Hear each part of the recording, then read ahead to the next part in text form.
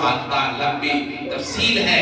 وہ کہنے لگے میں نے اسی مولوی صاحب سے نماز سیکھی، دھیرے دھیرے نماز پڑھنے لگا، گھر والوں کو نہیں بتایا۔ ایک دن میں جانے لگا تو میرے گھر والے، میری بیوی نے میرا بریف کیس پکڑ لیا اور کہا کہاں جا رہے ہو؟ میں نے کہا میں آفس جا رہا ہوں، کاروبار کے لیے جا رہا ہوں۔ تو اس پر وہ بیوی کہنے لگی مجھے ایسا لگ رہا ہے تم نے اپنا دھرم بدل لیا، اپنا مذہب بدل لیا۔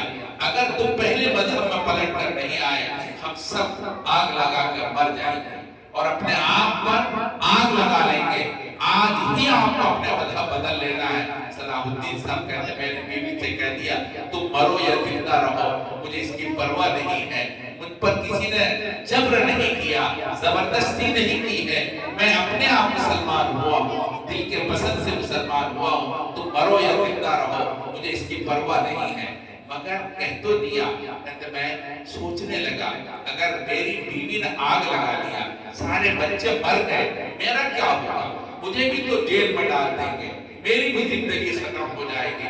میں سوچنے لگا، میں ان دنوں ایک کتاب پڑھ رہا تھا اسلام کے بارے میں، میرے محبوب نے اس پر فرمایا ہے اللہ تعالیٰ افطار کے وقت کی دعائیں رد نہیں کرتے ہیں۔ رمضان تو تھا نہیں، بیچ کا سال تھا، میں نے ایام بیچ کے روزے شروع کیے۔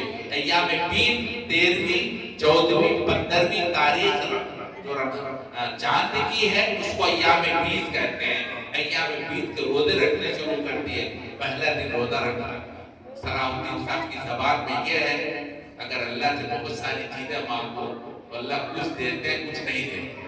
اسی لیے میں نے اللہ سے سنگل دعا شروع کی، اللہ میری بیوی کو اور بچوں کو اسلام کی توفیق دے۔ پہلے دن دعا کی، کوئی نتیجہ سامنے نہیں آیا۔ دوسرے دن پھر روزہ رکھا، دعا کی۔ تیسرے دن جب صبح کو آفس جانے لگا میری بیوی سامنے آ گئی اور کہنے لگی تم نے کون سا مذہب قبول کیا؟ مجھے بھی اپنے مذہب میں داخل کیا۔ تیسرے دن کہتے اللہ تعالیٰ نے میرے بچوں کو اسلام کی توفیق دے۔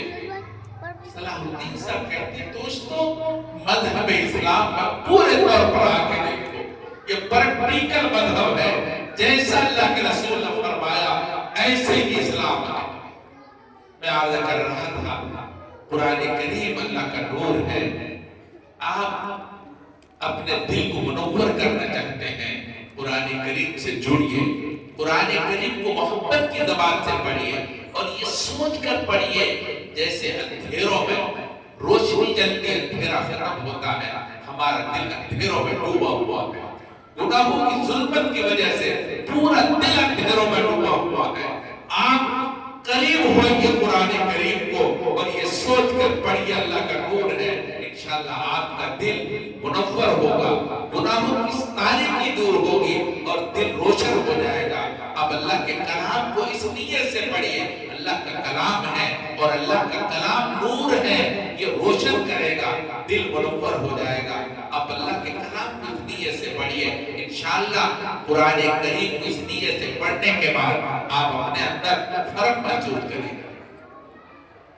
بات لمبی ہوتی جا رہی ہے، یہ صرف فردی کہانیاں نہیں ہیں دوستو، قرآن کریم میں خود اللہ نے فرمایا، احادیث میں آپ علیہ السلام نے فرمایا ان القرآن ضیاء، اللہ کے رسول کی زبان مبارک سے نکلا ہوا کلام ہے، قرآن کریم روشنی ہے۔ ایسے کتنے واقعات ہیں، قرآن کریم جب اس نیت سے پڑھا ان لوگوں نے اللہ ان کے دل کو منور کر دیا۔ اللہ تعالیٰ ہمیں قرآن پاک سے جوڑنے کی توفیق بخشے، اپنی اولاد کو قرآن کریم سے جوڑنے کی توفیق نصیب فرمائے۔ وآخر دعوانا ان الحمدللہ رب العالمین۔ اب تھوڑی دیر